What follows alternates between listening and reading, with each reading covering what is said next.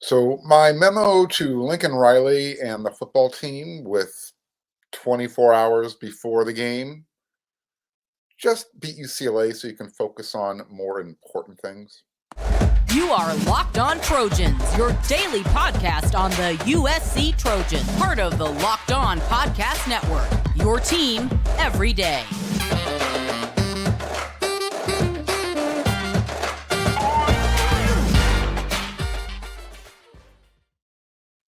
Fight on, everyone. I am your host, Mark Culkin, and thank you for making Locked On USC your first listen every day. Whether you like to watch on YouTube or wherever you like to download your podcast, we are free. And if you are watching on YouTube and you haven't done so already, if you see that red subscribe button, click it. It means a lot. And to those of you who already have, again, much thanks. And you can always follow me at Twitter at Mark Culkin, MarkKulkin. Today's episode is brought to you by Underdog. Sign up for UnderdogFantasy.com with the promo code Locked On and get your first deposit doubled up to $100. All right, so by the time most of you are watching or listening to this show, there's going to be probably, less than 24 hours until that first rivalry Saturday arrives. USC plays UCLA this weekend, and they follow it up with a much more important rivalry game the following Saturday after Thanksgiving when they host Notre Dame to end the regular season. So, look, we've talked about this USC-UCLA game pretty much all week. I even tried to throw in some basketball recruiting news, and I got some blowback on that. I even tied it into football recruiting. With that said, we're going to close this week off with more USC-UCLA football talk for all of you football fans. Look, there's just not a whole lot left to say that hasn't already been said. So, and what I really want to say probably isn't safe for work on this show. Look, maybe we'll do a little rehash. Here's what we know. Offensively, we know that UCLA wants to run the ball at USC, and we know on offense USC just wants to pass all over UCLA's face. And in games like this, two high-powered offenses with not a whole lot of defense backing them up, those types of games usually come down to turnovers and the teams that makes the fewest mistakes. I think that so far throughout the year, this is where USC might have the advantage. We know they lead the nation plus 17. We know they don't turn the ball over. They've had two all year by the offense. Still not sure that technicality, how it's considered a fumble on an onside kick when the ball touches you. But I digress. And we know that UCLA is at a +3 on the turnover margin nationally. So while they usually don't end up on the losing end of the turnovers, they don't create a lot of them either. So as I mentioned, the Bruins, they want to run the ball first, and but they also have a very capable passing attack. And USC's defensive coordinator, Alex Grinch, said it's going to be all hands on deck. Quote, and that's not a new message, but we have to make sure there is no extras. You're not the extra guy that gets to go hang out on the hash mark and defend a phone booth. You've got to make sure that you're not on a body. If you're not on a body in coverage, then you've got to go attack the quarterback, period. Then obviously, from a run fit standpoint, we've got to win, period. Not just be in your gap, but destruct blocks and find ways to eliminate plays that even allow them to get started. If they get every play started, it's very tough to play defense, end quote. So with that being the case, I guess what we saw from Arizona's defense last week when they played UCLA, when they upset UCLA at the Rose Bowl, that they basically gave Alex Grinch the blueprint on defense.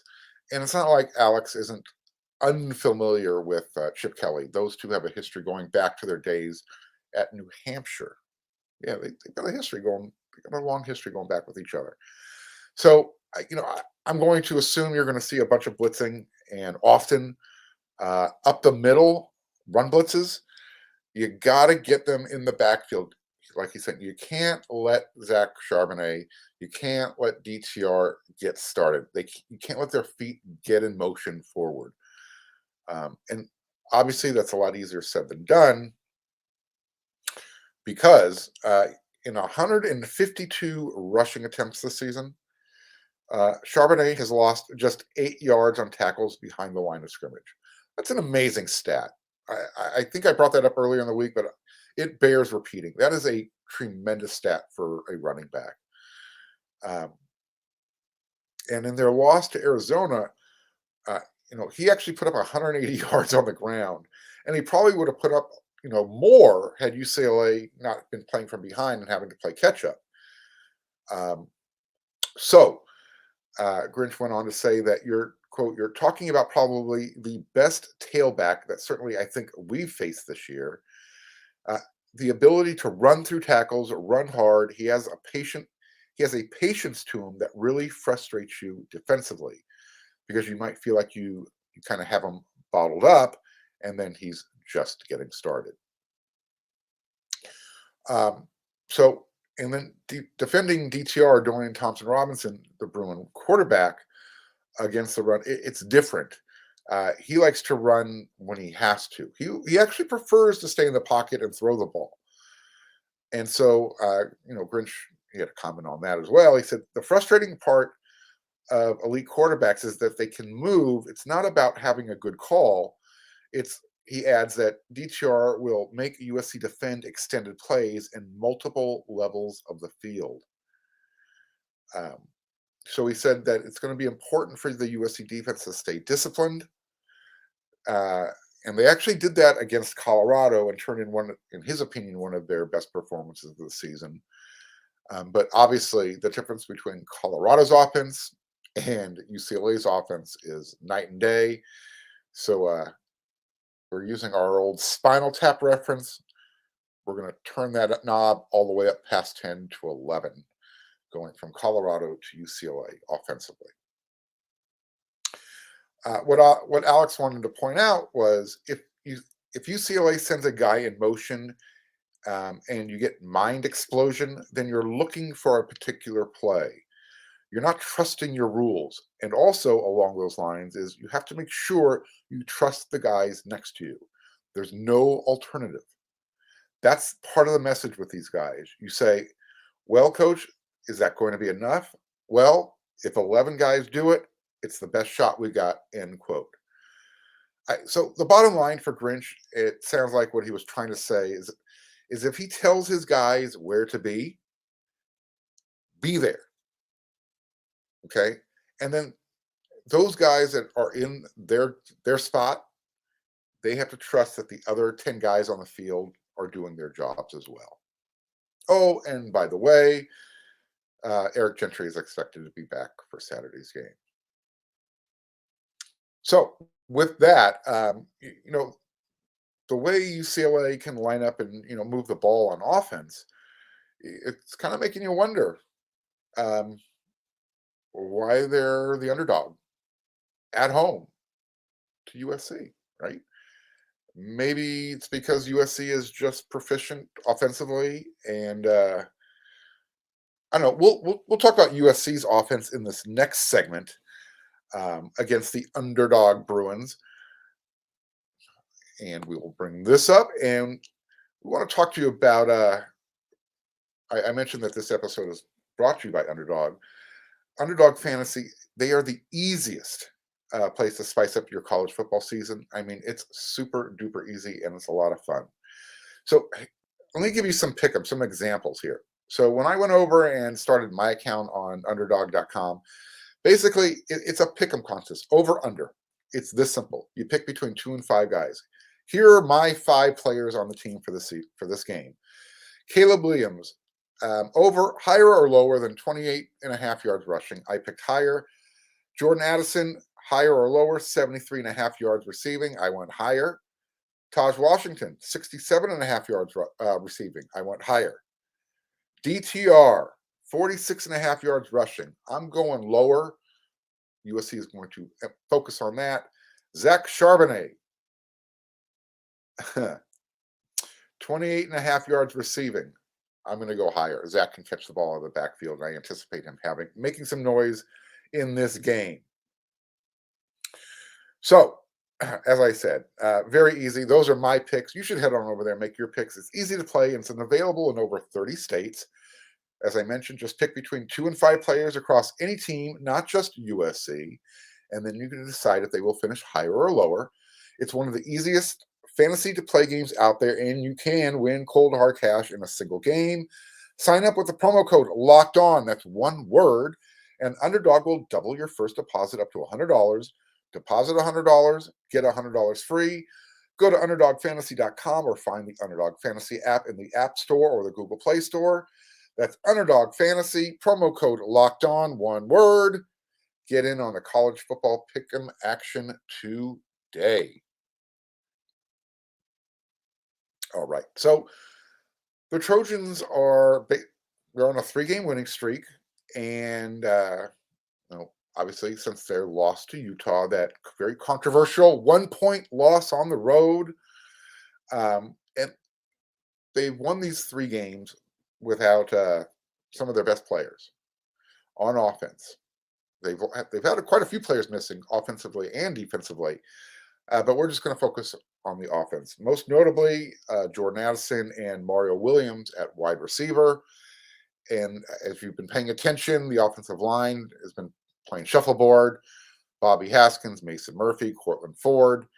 It looks like they're settling in on Mason Murphy as 1A and Bobby Haskins 1B at left tackle. Things have changed. But most notably, I mentioned at wide receiver, USC has been able to go 3-0 without 2 of their biggest targets, Jordan Addison, Mario Williams. However, in their absence, Taj Washington, Kyle Ford, Brendan Rice, Michael Jackson III, et al., the entire group, including the tight ends, they've stepped up. And then, last week, I hate to bring it up and remind everybody, but it's going to be their front and center on Saturday. USC lost their heart and soul. They lost Travis Dye when he went down for the season with his injured leg. It's no secret he will be lost for the rest of the season. Look, I want to bring this up because he got a lot of grief for saying a lot of stuff. There's one thing that Clay Helton said that made sense then, and it still makes sense now. And it's when he said, "So what? Now what?" In essence, next man up.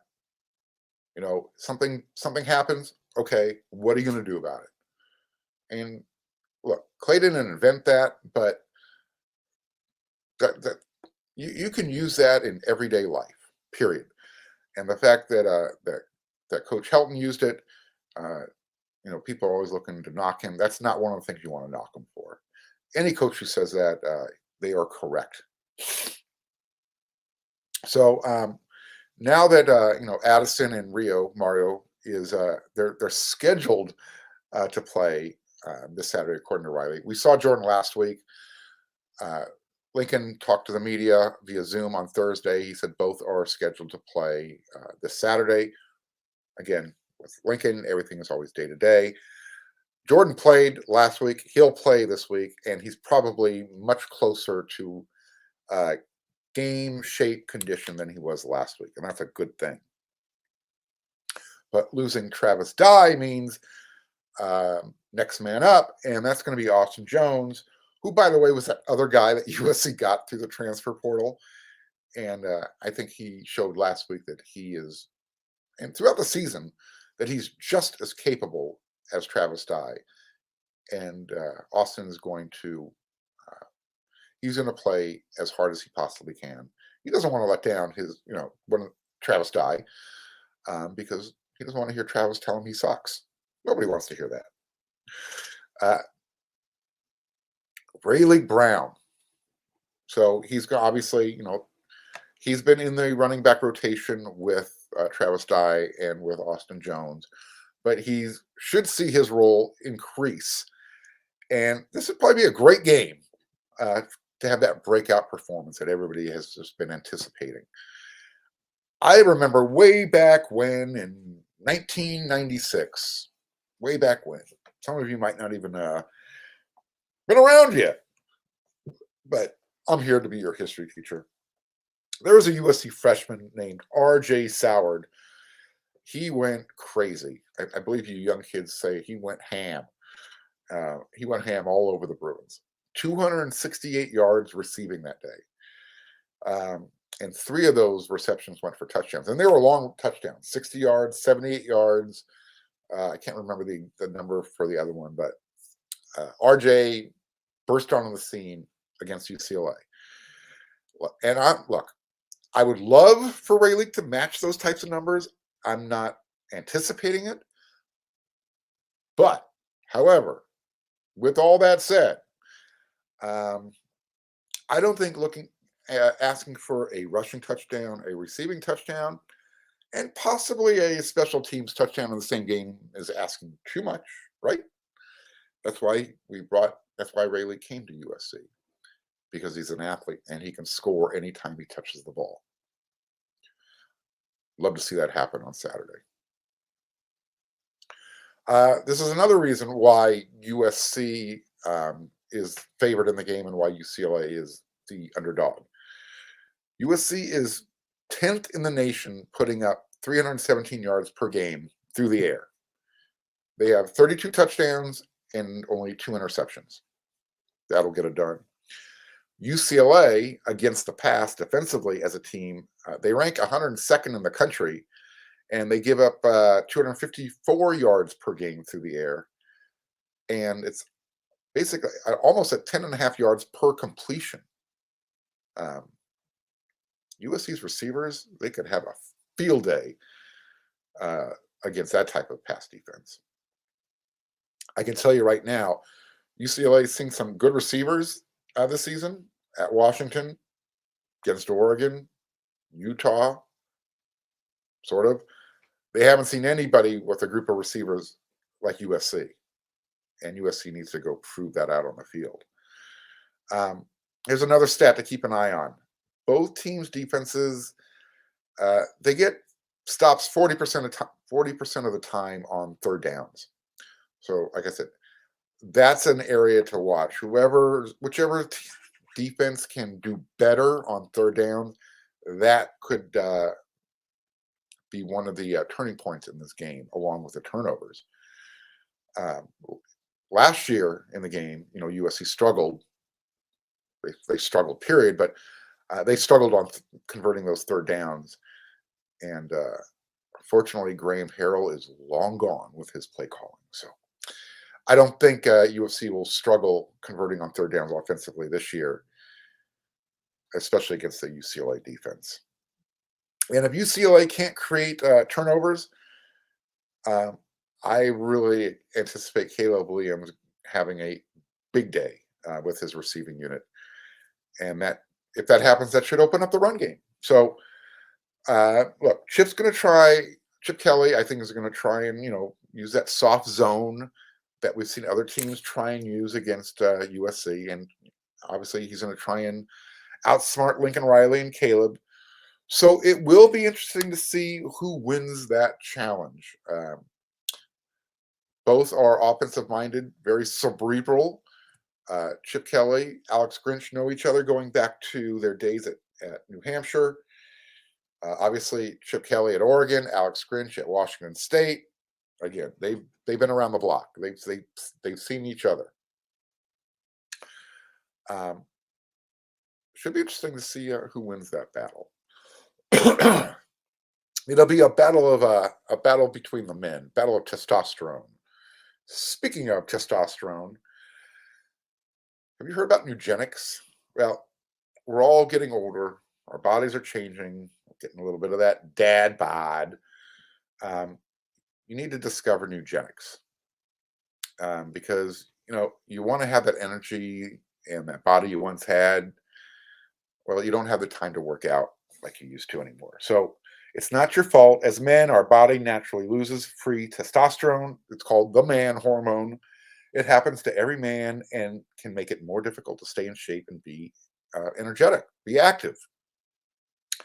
So you remember when winning felt easy? It kind of felt easy. That's because when you were younger, you were at the peak of your testosterone production, what some have called the winner's hormone or the man hormone. So wouldn't it be nice to get that winner's edge again and that old swagger back in your step? So if you want more energy to counter that negative physical effects of aging, Eugenics Total T testosterone booster with testofen will help you turn back the clock, re-energize your workouts, get better results at the gym, and help you look better and feel like the man you really want to be. Eugenics Total T contains man-boosting key ingredients like testofen, and it's been validated in 5 clinical studies shown to boost that free testosterone levels in men. So, with while every product professes quality, many of the other products use generic ingredients that are far less than clinical grade. With Nugenix Total T, you get the same clinical potency levels used in the trials. And Nugenix formulation is back 10 years of research and development. Now you can get a complimentary bottle of Nugenix Total T when you text college to 231-231. Text now and get a bottle of Nugenix, their most powerful incinerator ever, with key ingredients to help you get back into shape fast, absolutely free. Text college to 231-231. Text college to 231-231. Texting enrolls you in recurring automated text messages. Consent not required to purchase. Message and data rates apply. All right, Eugenics, get a bottle. All right, we're going to get into our final predictions here for the game on Saturday. Final prediction time. In my mind, I keep going back and forth. You know, it's going to be a close game. It's going to be a blowout, whatever. So I ask you, the fans, you comment, you tell me on YouTube, hit me up on Twitter or whatever. Head on over to wearesc.com. But right here, Locked on USC, we are free. What do you prefer? Do you like those blowout 66-19 type victories? Or do you like those 50-0 big blowouts, or the 27-0 defensive, I guess, close games? 27-0 game is not close when you win 27-0, but you get the point. It's not a 50-0 drubbing or 66-19 type of beatdown. What do you prefer? Or do you prefer those nail biters that needs a field goal to, win it at the buzzer before the clock ends, Frank Jordan style? Or go back to 2004 when USC defeated UCLA at the Rose Bowl by a field goal. Look, USC opened, I believe, at BetOnline at -4. The line has already dropped to 2.5, and that means Vegas thinks the game is going to be close. Or just a whole bunch of UCLA monies rolling in and saying, hey, USC isn't even going to win. Vegas is usually right. Myself, I prefer nice, comfortable wins. I love the 66-19s, the 50-0s, but usually by the time that score has reached that, I'm now getting bored. And it's not that I start to lose a little interest in the game. But it is what it is. I love those, but I prefer the comfortable wins where, USC wins by, 20, 21, 24 points. Where UCLA is kind of in the game, thinking they have a chance, but it's still a statement type of victory. You know what I mean? I don't know. Maybe everybody likes those competitive games where the nail biter. I enjoy UCLA losing, period, all the time. And what's interesting is, and I mentioned this on on yesterday's episode, I believe. When both teams are ranked, I want a statement type of win because that just reminds UCLA where they are in the pecking order. On the totem pole of life, if the highest person is at the top, USC, UCLA should always be down there at the bottom. But what's so weird about this is when both teams are ranked going into this game, which they are, UCLA wins those matchups 48% of the time. They got one more win than USC. They've tied 7 times. But it is what it is. Like I said the other day, to that point, why UCLA probably wins 48% of the time when both teams are ranked. I think this game means more to UCLA than it means to USC. USC has 2 traditional rivals. UCLA considers USC their rival. And yeah, Cal, I get it. They're part of the UC system. But UCLA mentions USC in their fight song. That's how much this game means to them. Like I said, right before they learn how to count to 8, they say, Bruins roam the hills of Westwood by the blue Pacific shores, and if we chance to see a man from USC, every Bruin starts to roar. UCLA, fight, clap, clap, clap. You guys know the routine. USC doesn't mention UCLA in their fight songs. They write songs or they're asked to participate in songs by triple platinum bands like Fleetwood Mac, and then they make up their own lyrics to Tusk because UCLA sucks. So, someone asked how UCLA isn't a rival. USC's true rival for respect and prestige is Notre Dame. UCLA is a rivalry of convenience. They're down the street, about 10 miles away. So that's why they're a rival. How's that? They're just UCLA. USC, when they want respect and national prestige, it's about matching up and beating Notre Dame. It's the greatest intersectional rivalry in the country. Nobody else in the country plays that type of game on an annual basis, that are willing to travel from one side of the country to the other to play a blue-blooded program. Alabama doesn't do it. Ohio State doesn't do it. Nobody else does it. USC and Notre Dame do it.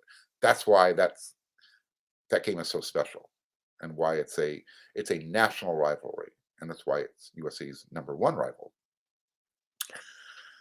So let that sink in, Bruin fan. As far as how this game is going to go, Caleb Williams, these are my predictions. He's going to throw for 4 touchdowns. He's going to run, and he's going to pass for 370 yards. And he's going to, he's going to run for 2 more touchdowns. So he's going to have his Heisman moment. DTR and the Bruins are going to make a couple of mistakes with turnovers, but they're going to get a special teams big play to kind of somewhat balance that act out. Final score, ready? Drum roll. USC 52, UCLA 43. All right, there it is. I will be back next week with a bunch of episodes. We will recap this game. Hopefully, I am in a great mood. And if the unfortunate thing happens where USC loses, you're going to see a really different side of Mark that you've never seen before. Maybe you want to see that. Who knows? All right. Until then, everyone, USC beat UCLA so you can focus on bigger and better things, meaning the conference championship game, and then hopefully the playoffs. Well, Notre Dame conference championship game, then the playoffs, in that order. All right, everyone, you know what to do until then.